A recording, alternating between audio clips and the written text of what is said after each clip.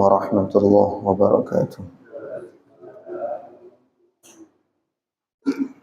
Ahmaduhu nusalli wa nusallimu ala rasulihil karim wa ala alihi wa ashabihi ajma'in, amma ba'du. Alhamdulillah jemaah salat subuh yang dimuliakan Allah. Lanjut ngaji kitab Sunnah wal Bid'ah. Baca hadis-hadis baginda Nabi sallallahu alaihi wasallam terkait beberapa hal yang beliau larang ketika sesuatu tersebut bertentangan dengan syariat. La hadratin Nabi Mustafa Muhammad sallallahu alaihi wasallam.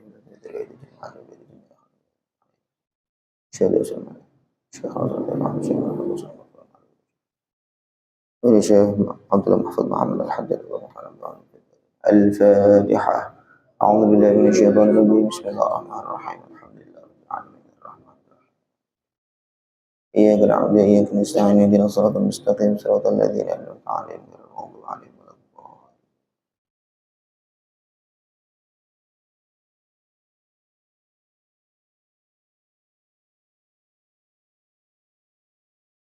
Bismillahirrahmanirrahim. Al-hadits al-khamis wal thalathun, hadis yang ke-35. An Mihjan ibn Adra' min athna'i hadis.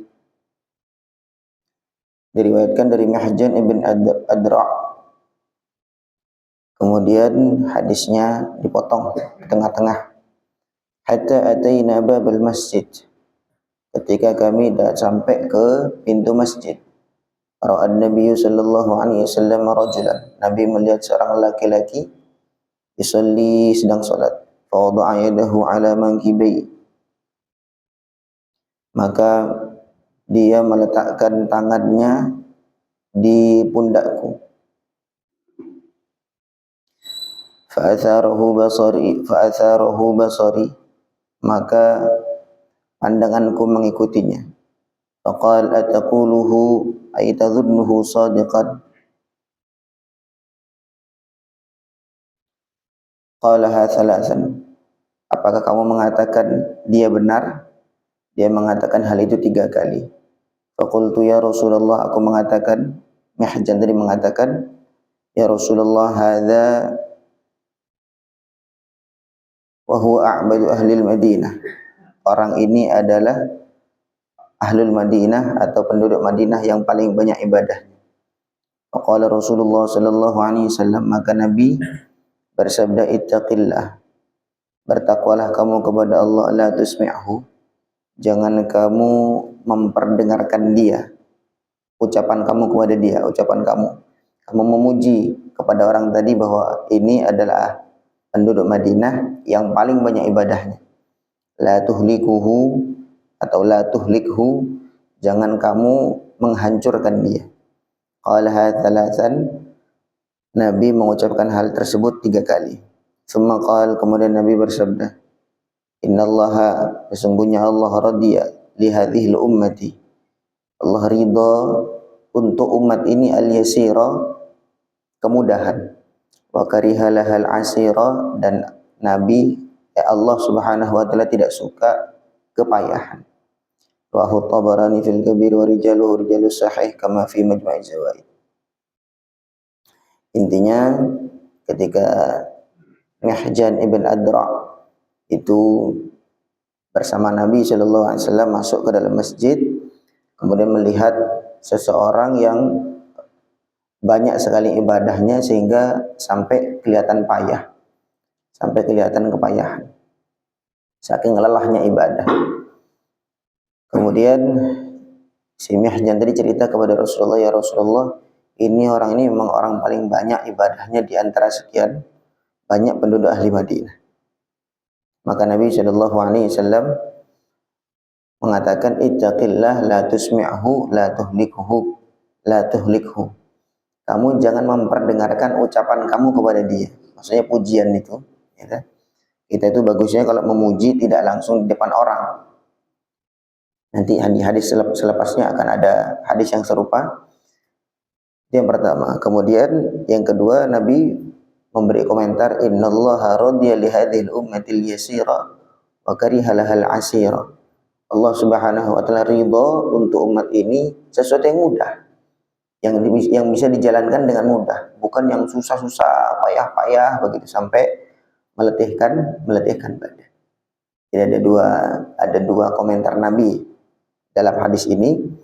Yang pertama, ketika memuji seseorang itu jangan sampai memperdengarkan kepada orang yang dipuji. Nah, itu nanti bisa berbahaya kalau misalnya dia mentalnya tidak kuat, ya kan? Itu justru bisa membuat hatinya jadi kacau. Dipuji terlalu tinggi, kemudian dia mentalnya tidak kuat, hatinya tidak kuat, sehingga dia menjadi rusak. Bahkan sampai Nabi mengatakan, la tuhlikhu, kamu jangan membinasakan dia. Ada orang yang dipuji tidak kuat, langsung jadi error dia. Yang pertama. Kemudian yang kedua, Nabi mengomentari orang ini yang ibadahnya banyak sekali. Bukan dilarang, maksudnya bukan sesuatu yang tidak boleh begitu, tidak. Tapi Nabi menjelaskan bahwa pada dasarnya ajaran Islam itu adalah ajaran yang mudah untuk dikerjakan. Karena orang nanti dia menjalankan ibadah kalau atas dasar kemudahan, dia senang, dia rela, maka dia menjalankan itu dengan nyaman. Hati dia dengan nyaman, tidak dengan berat. Tapi kalau dia sholat berjamaah, misalkan ada tuntutan, harus begini, harus begitu, apalagi sampai dia kepayahan, maka nanti terkadang dia ada merasa sedikit jengkel di dalam hatinya ketika sedang menjalankan syariat Islam tersebut. Adapun orang-orang yang memperbanyak itu, tetapi dia sama sekali tidak ada rasa keberatan dalam hatinya, tidak masalah. Jadi secara umum itu syariat Islam itu mengajarkan amalan-amalan Islam itu dikerjakan sesuai kemampuan, dan itu dikerjakan dalam kondisi mudah. Tidak sampai memaksakan diri, bahkan sampai sholat itu kalau misalkan orang tidak mampu berdiri ya boleh duduk, tidak mampu duduk maka boleh berbaring dan seterusnya. Ada keringanan-keringanan. Maka itu innallaha radiya li hadhil ummati al-yasira wa kariha lahal asira. Allah ridho untuk umat ini al-yasir, yang mudah, sedangkan Allah tidak suka yang sulit-sulit. Itu secara umum begitu. Wallahu a'lam. Al-hadits al-sadis wa thalathun, hadis yang ke-36. An Ibnu Abbas anna Rasulullah sallallahu alaihi wasallam, sesungguhnya Rasulullah ra'a khataman min dhahabin, melihat satu cincin dari emas, fi yadi rajulin, di tangan seorang laki-laki. Fanaza'ahu fatarahahu, maka Nabi mengambil cincin itu kemudian membuangnya. Waqal, kemudian Nabi bersabda, habis mengambil cincin yang di tangan orang tadi kemudian membuang, Nabi bersabda, ya'midu ahadukum ila jamratin, seseorang di antara kalian sengaja mengambil satu bara api min narin, dari neraka. Fa yaj'aluha fi yadihi, kemudian dia meletakkan bara api tersebut fi yadihi, di tangannya. Ada seorang di antara kalian, Nabi menyindir maksudnya, ada orang di antara kalian kok sengaja ngambil bara api dari neraka kemudian taruh di tangannya. Faqila li rajul, kemudian ada orang mengatakan kepada laki-laki tadi yang habis dicopot cincinnya tadi oleh Nabi. Ba'da ma dhahaba Rasulullah sallallahu alaihi wasallam, setelah pas Nabi pergi. Khudh khatamaka, ambil aja itu cincin kamu. Intafi' bihi, ambillah manfaat dari cincin itu. Maksudnya mungkin bisa dijual atau bisa kasihkan ke yang perempuan dan seterusnya kan gitu. Qal, maka laki-laki tadi mengatakan, la wallahi, tidak, demi Allah, la akhudhuhu abadan, aku tidak akan mengambil cincin itu selamanya. Wa qad tarahahu Rasulullah sallallahu alaihi wasallam, sedangkan cincin itu telah dibuang oleh Rasul sallallahu alaihi wasallam. Rawahu Muslim. Ini lagi ya, bagaimana Nabi sallallahu alaihi wasallam berkomentar kepada sesuatu yang tidak sesuai dengan syariat. Jadi memang aturan dalam Islam itu laki-laki tidak boleh menggunakan emas perhiasan emas, entah itu cincin, apalagi kalung yang khusus untuk wanita ya, kalung, kemudian gelang dan seterusnya, itu dilarang. Emas, kemudian sutra juga dilarang. Sutra juga dilarang. Nah, kemudian Nabi suatu ketika melihat ada orang laki-laki pakai cincin emas. Sama Nabi langsung disamperin, diambil cincin itu dibuang. Kemudian Nabi menyindir. Kenapa kok salah seorang di antara kalian sengaja ngambil bara api dari neraka? Ini memang aturan syariat demikian. Kemudian sengaja ditaruh di tangannya. Kemudian Nabi pergi. Selepas itu ada orang, itu Nabi dia pergi, ambil aja cincin tuh, bisa dijual, nggak usah dipakai, bisa dijual ataupun bisa dikasihkan ke saudara kamu yang perempuan atau siapa begitu. Maka Nabi mengatakan, tidak, demi Allah, aku tidak akan mengambil sesuatu yang sudah dibuang oleh Rasul Shallallahu Alaihi Wasallam. Ini jelas ya. Nah, ketika ada seseorang mengerjakan sesuatu bertentangan dengan syariat Nabi SAW, Nabi nggak mungkin diam. Nabi mesti ada reaksi, yaitu tadi, entah itu mengambil, entah itu sindiran dan sebagainya. Nabi komentar, maka itu berarti sesuatu tersebut tidak sesuai, tidak pas dengan syariat. Karena Nabi itu sahibus syariah, Nabi sebagai penyampai syariat yang lurus. Ketika sesuatu itu tidak lurus, tidak sesuai dengan syariat yang Nabi bawa, maka itu berarti harus diluruskan oleh baginda Nabi Shallallahu Alaihi Wasallam. Al-hadits as-sabi'u tsalasun, hadis yang ke-37.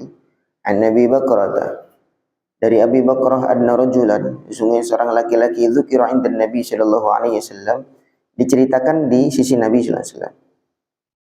Fa athna alaihi khairan, kemudian atau fa uthni alaihi khairan, kemudian laki-laki itu dipuji-puji kebaikannya. Faqala Nabi sallallahu alaihi wasallam, maka Nabi bersabda, waihaka, celaka kamu, qata'ta 'unuqa sahibika, kamu telah memotong leher saudara kamu. Yaquluhu miraran, Nabi mengucapkan demikian berkali-kali.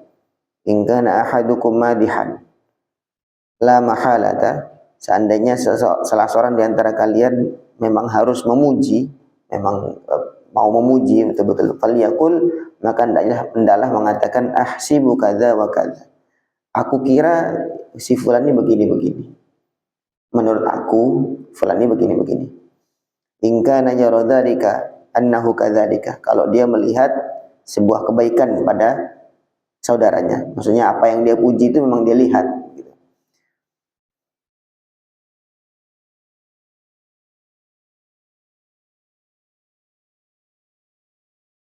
Wa hasibahullahu, dan menurut Allah juga demikian, menurut Allah juga demikian.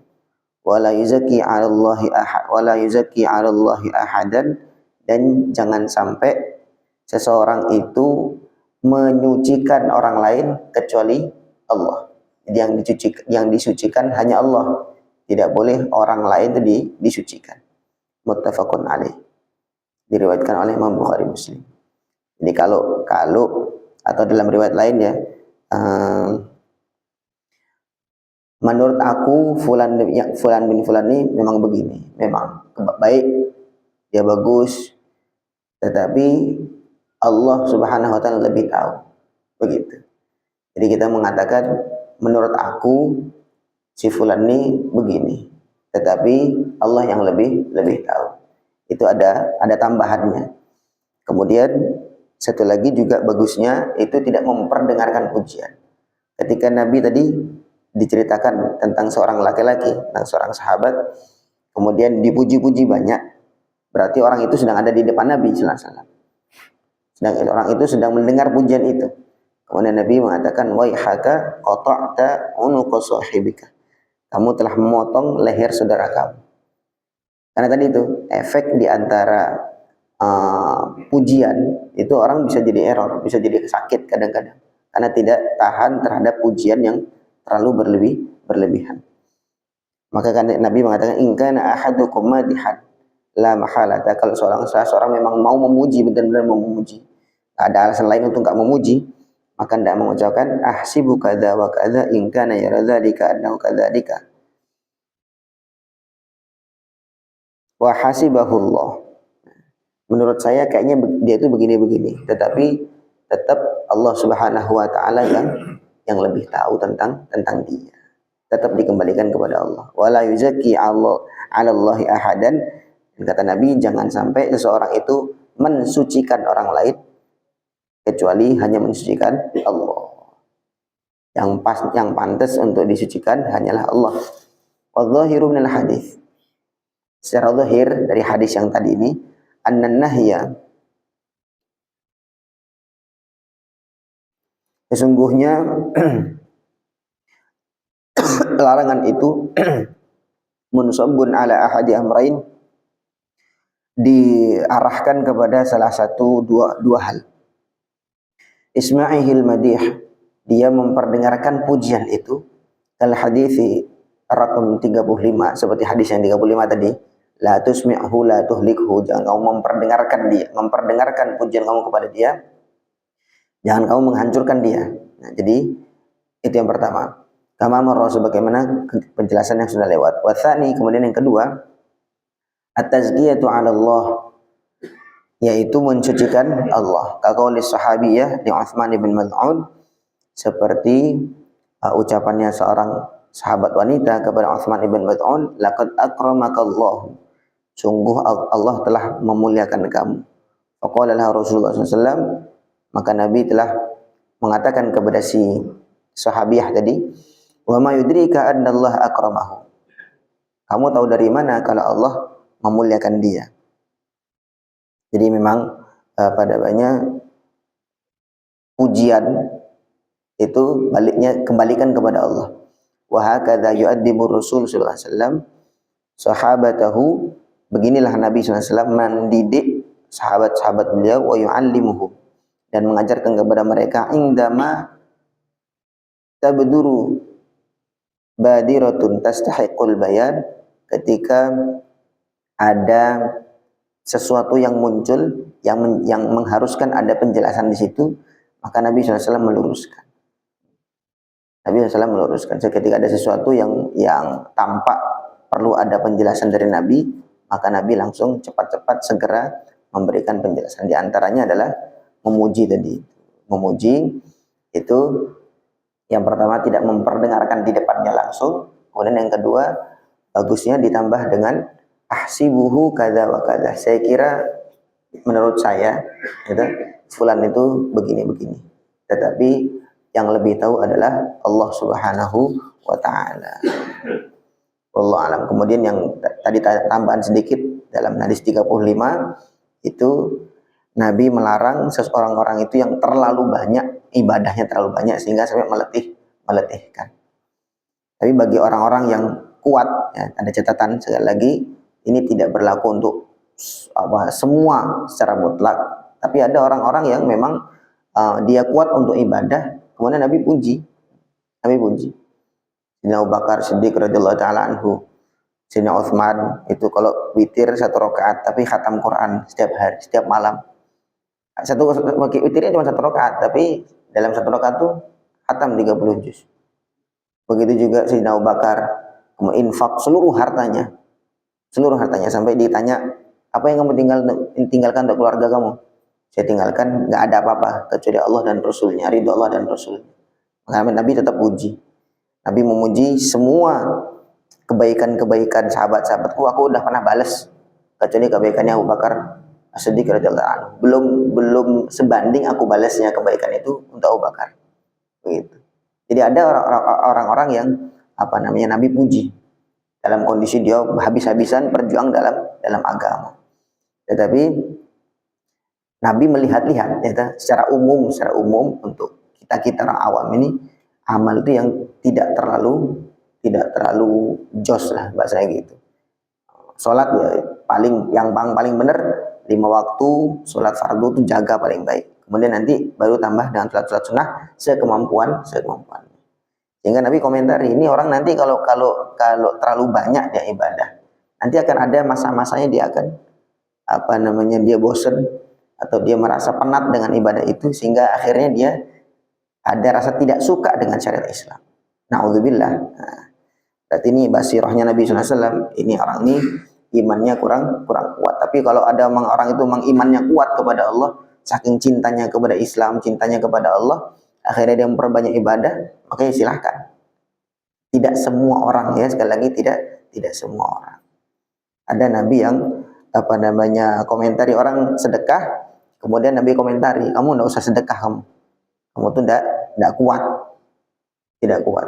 Ada nabi ada orang miskin sedekah kepada nabi, kemudian dia mengatakan, ya Rasul, ini sedekah aku yang terakhir sudah, aku udah enggak punya apa-apa lagi habis ini. Maka nabi mengatakan, kamu ambil aja ini, kamu enggak usah sedekah, karena kamu habis sedekah kok ngomel, kamu enggak punya apa-apa lagi selepas ini, berarti kamu enggak pantas dengan sedekah model seperti habis-habisan seperti ini. Maksudnya Nabi, kamu kalau sedekah ya sudah, sedekah saja, tidak usah ngomel. Ngomel kamu itu yang menghancurkan atau melunturkan pahala sedekah kamu itu. Nah, kemudian yang lainnya adalah terkait tentang pujian. Nabi memberi arahan kalau kamu memuji, satu, jangan memperdengarkan langsung kepada orang itu. Kemudian yang kedua, ada tambahan bahwa mensucikan Allah. Menurut aku fulan demi fulan itu demikian, tetapi Allah yang lebih tahu. Sekali lagi, ini juga pujian tidak secara menyeluruh, secara mutlak tidak boleh seperti ini. Nabi SAW banyak memuji para sahabat di depan sahabat yang lain di majelis, gitu. Langsung memujinya, bahkan ada sahabat al-ashrah al-mubasysyarah bil jannah, ada 10 sahabat yang sama Nabi dipuji dijamin masuk surga.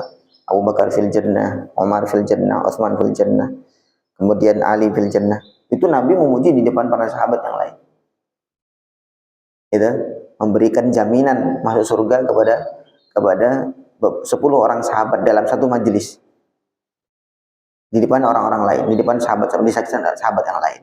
Maknanya Nabi memang melihat orang-orang ini yang dipuji ini memang mentalnya kuat, dipuji, gitu. Tapi kan kita tidak tahu secara langsung orang-orang ini, si fulan yang kita puji itu kuat apa enggak, kan gitu. Tapi secara umum Nabi menyampaikan secara umum, karena kita tidak tahu seperti itu, maka memuji itu tidak usah terlalu berlebihan. Yang pertama, tidak memperdengarkan, itu adabnya. Ya, kalau memperdengarkan ya memuji sekedarnya saja.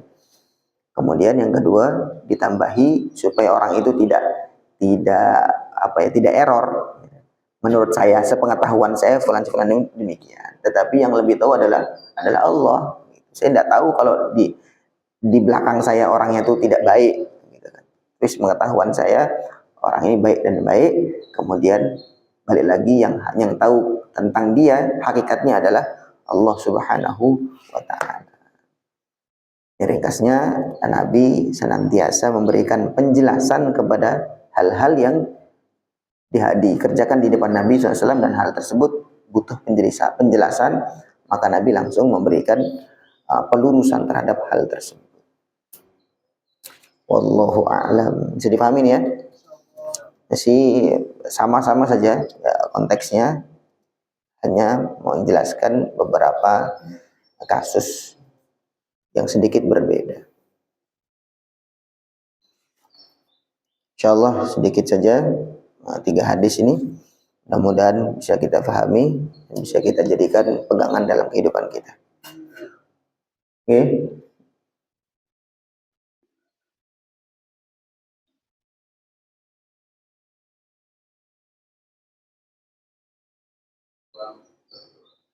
Iya.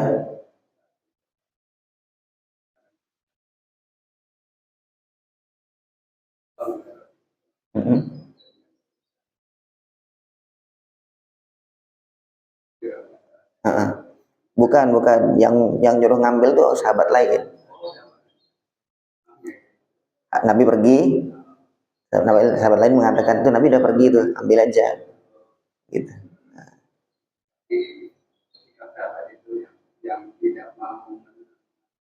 Iya. Baik. Yang pertama tadi apa? Iya. Iya. Nggih. Baik. Yang sikap kalau dari sahabat tersebut adalah bagaimana sikap dia saking taatnya kepada Nabi sallallahu alaihi wasallam. Sebenarnya sikap tadi temannya yang nyuruh itu boleh saja, tidak apa-apa. Asalkan pokoknya secara syariat nggak, jangan dipakai sama kamu gitu, jangan dipakai sama orang laki-laki. Emas itu ya boleh dijual, boleh kemudian dikasihkan kepada saudaranya atau istrinya yang perempuan, boleh, nggak masalah, karena nggak melanggar syariat kan.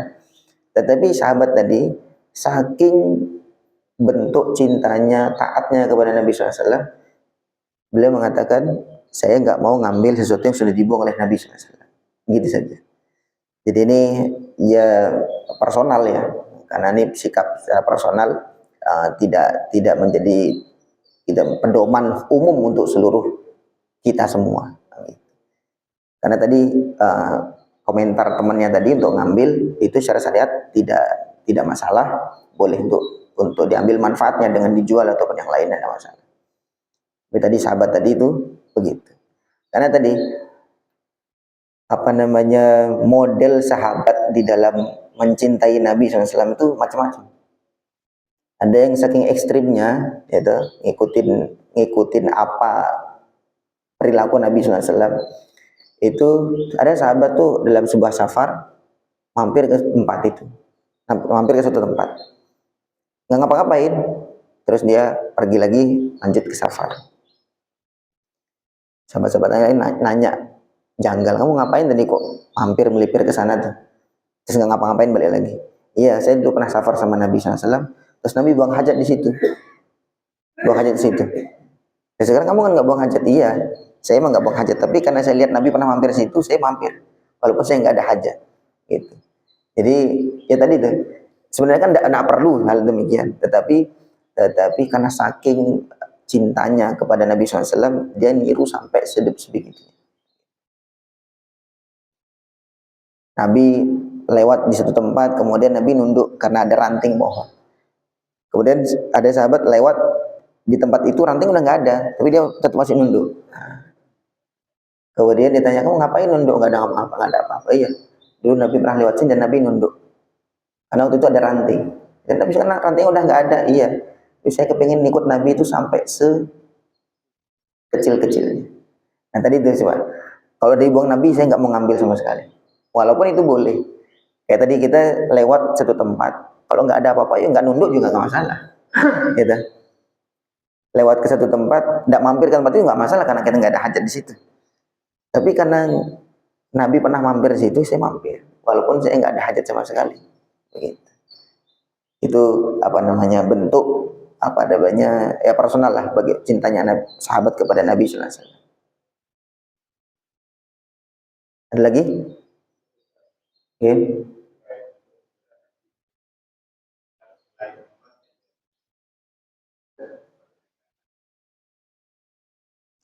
Ya, kok selain emas enggak masalah, enggak apa-apa. Perak boleh.